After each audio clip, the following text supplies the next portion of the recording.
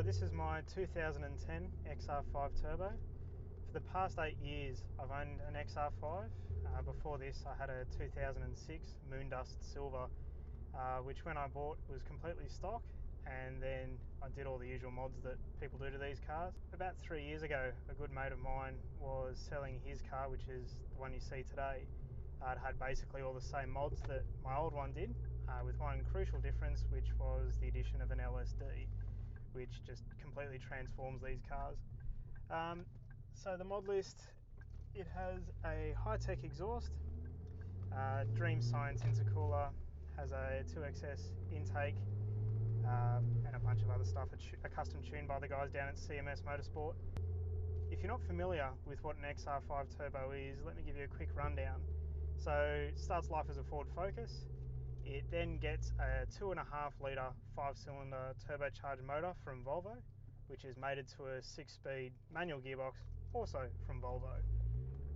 From factory they put out 166 kilowatts and 320 newton meters of torque, so they're not earth-shattering numbers, but it means that they're a fun car to drive around town. A lot of low-end punch, great on the highway for overtaking, that sort of thing.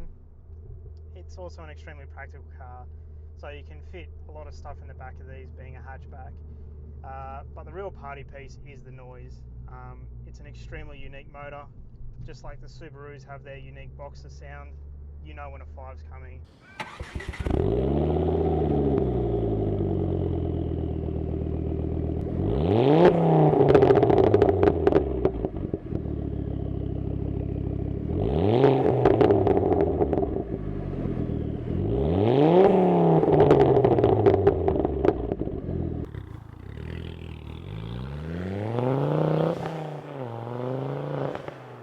I don't think a lot of people know what on earth an XR5 Turbo is, and that could be in part due to the fact that Ford really never marketed them. You still find people nowadays who don't actually know what an XR5 is, and I've had a few moments where I've explained that it's a 5-cylinder motor, only to have questions like, oh, does it have a fake cylinder? No. So with the car as is, there's really not a lot I would change. Really the only sort of thing that I would want to work on would be suspension, but even out of the box from factory, these things handle extremely well.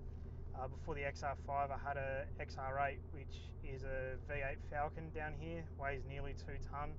Those things really do not handle that well from factory, to put it politely. So to come into a car like this, it is front wheel drive, but it will take corners at speeds a lot quicker than you think are possible. These cars will surprise you how capable they are straight away from factory. So in Australia, we didn't get too many options. There's 3 options actually. You can have a sunroof, which this car does.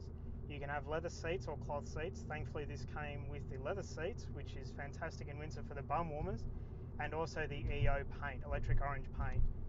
They used to be hugely popular, but you don't tend to see too many of them around these days, which is kind of sad. Another feature about this car, which has nothing to do with the car itself in all fairness, is the community. The owners that seem to gravitate to these cars are really nice people, on the most part. Facebook groups, you have a XR5 forum, which is a wealth of knowledge. Just don't make the mistake of asking what this button does. You're going to get told that it's Wi-Fi. I've met a lot of really nice people through this car. I've met guys that I would consider to be lifelong friends, thanks only to this car. And I've had people that I work with have a mutual friend, and they'll ask me, how do you know this guy? And my answer is, oh, we drive the same car. You get a puzzled look and they say, yeah, but how do you know him? No, that's it. I know him because he drives an XR5. To non-car people, that's just going to sound completely stupid. Car guys, you're going to be nodding your head. You understand it. You would at least have one friend you know purely because of the car they drive. You might even know them only as the guy that drives that car.